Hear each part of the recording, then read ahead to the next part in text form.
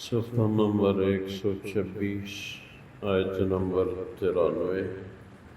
سورة الانعام۔ اعوذ باللہ من الشیطان الرجیم، بسم اللہ الرحمن الرحیم۔ ومن أظلم ممن افترى على الله كذبا أو قال أوحي إلي ولم يوحى إليه شيء ومن قال سأنزل مثل ما أنزل الله إلى آخره۔ اللہ تبارک و تعالی فرماتے ہیں ومن اظلم ممن افترى على الله كذبا، کون بڑا ظالم ہے اس سے جو اللہ کی ذات پہ جھوٹ باندھے، او قال اوحی الی ولم یوحى الیہ شیء، یا وہ کہتا ہے کہ مجھے وحی کی جاتی ہے اور اس کو کسی چیز کی وحی نہیں ہوتی۔ ومن قال سأنزل مثل ما انزل اللہ، اور وہ آدمی جو یہ کہتا ہے کہ جلدی مجھ پہ بھی ایسی باتیں نازل ہوئی جو اللہ نے نازل کی ہیں۔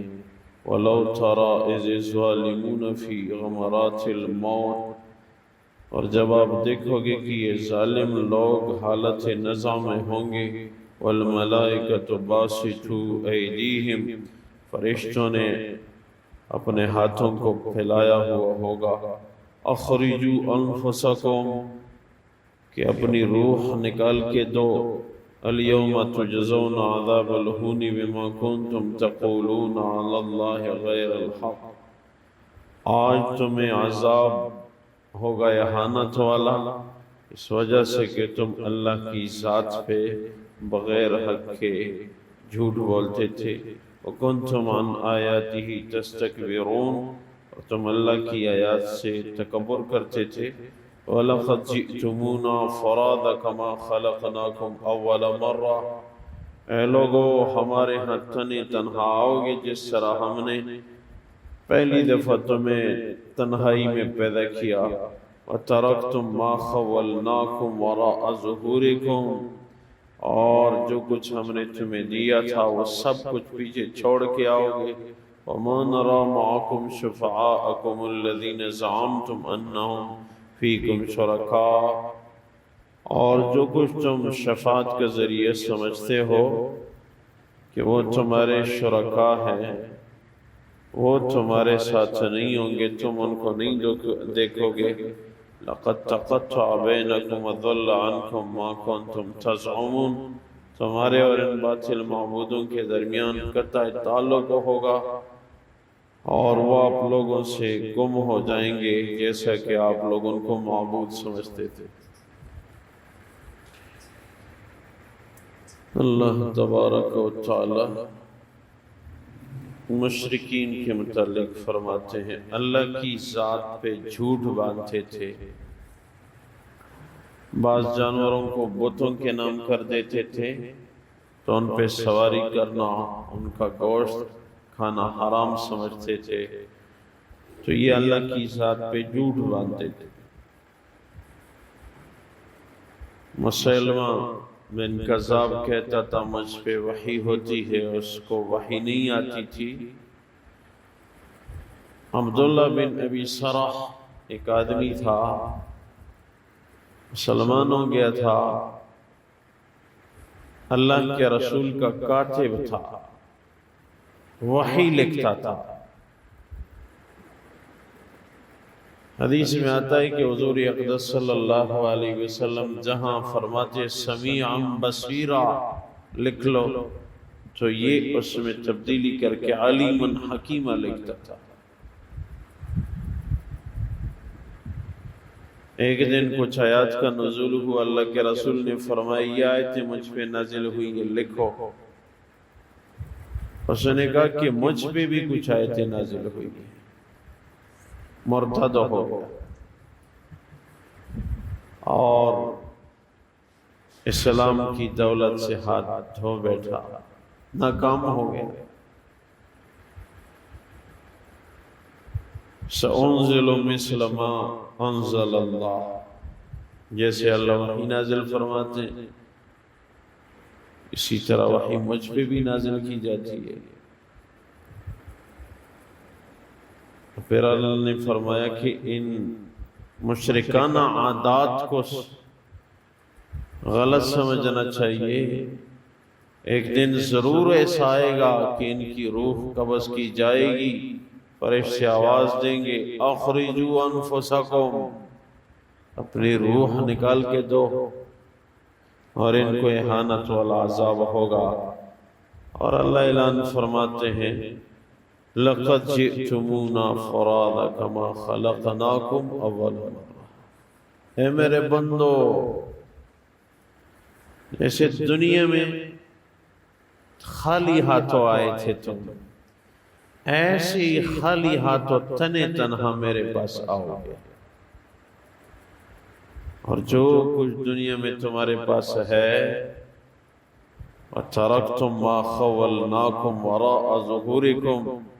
جو کچھ ہم نے تمہیں دیا ہے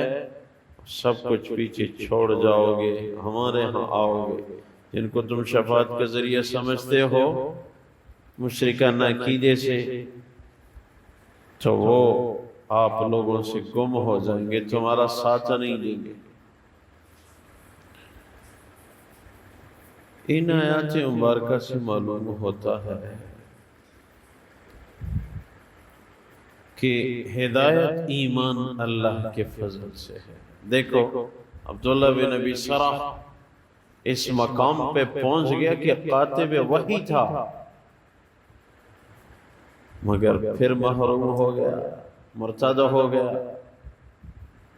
یہ اللہ کے فضل سے ہوتا ہے۔ اس لیے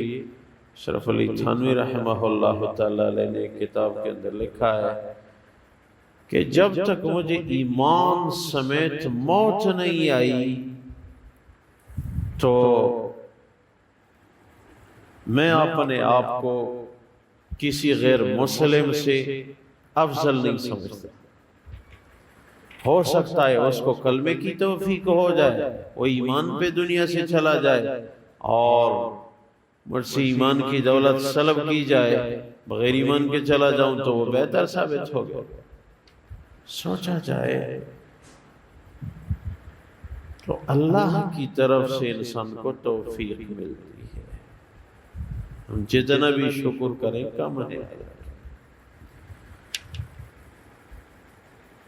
اور اس وجہ سے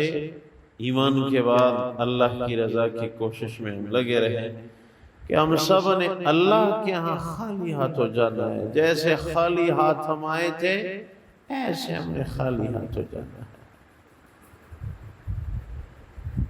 اتنا فرق ہے کہ غیر ملبوس آئے تھے اور کفن میں ملبوس ہو کے جانا ہے، اتنا فرق ہے۔ باقی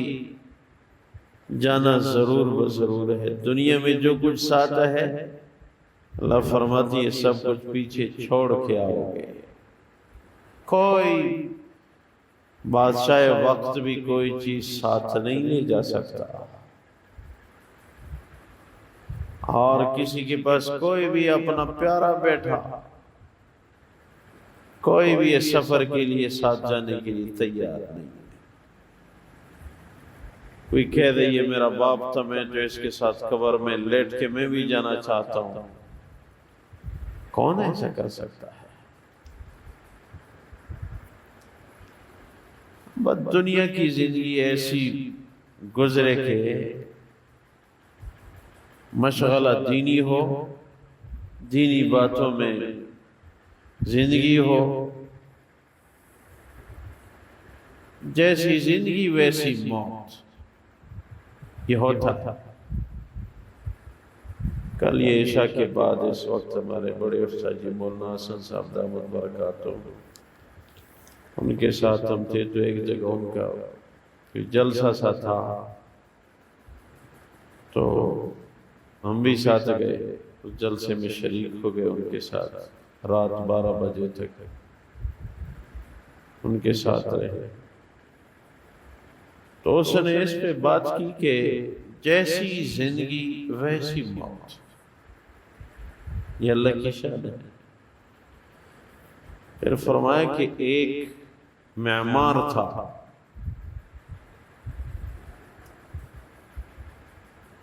کمرے وغیرہ تعمیر کا کام جو کرتا ہے،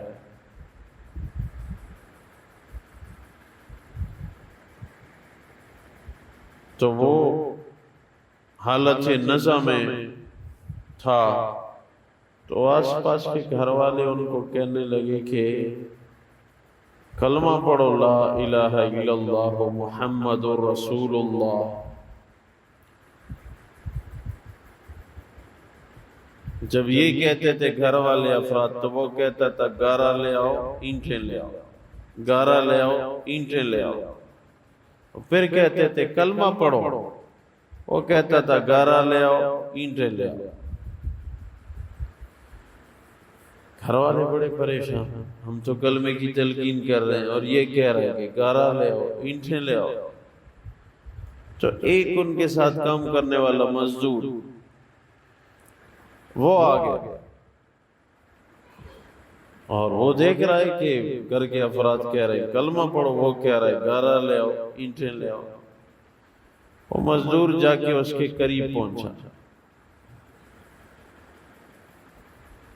تو جب ان کو ساتھیوں نے کہا لا الہ الا اللہ محمد رسول اللہ، اس نے کہا گارا لے آؤ اینٹیں لے آؤ۔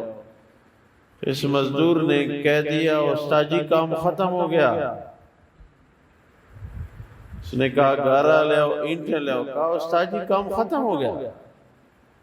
مزید گارا اینٹوں کی ضرورت نہیں ہے، شام ہو گئی۔ تو اس نے کہا لا الہ الا اللہ محمد رسول اللہ۔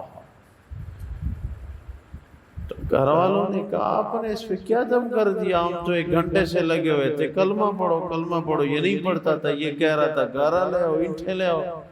اور آپ اس کے قریب پہنچے اور آپ نے کچھ کان میں کہہ دیا تو اس نے کلمہ پڑھا اونچی آواز سے۔ مزدور نے کہا کہ اصل میں جیسی زندگی ویسی موت، تو اس کی عادت یہ تھی کہ پورا دن تو ذکر نہیں کرتا تھا، وہ گارا لے آؤ بھائی اینٹیں لے آؤ، یہ کرو وہ کرو، مزدوروں کو لگا رہتا تھا، لیکن جب کام ختم ہو جاتا تھا تو یہ کہتا تھا کہ مزدور ساتھی کہتے کام ختم ہو گیا،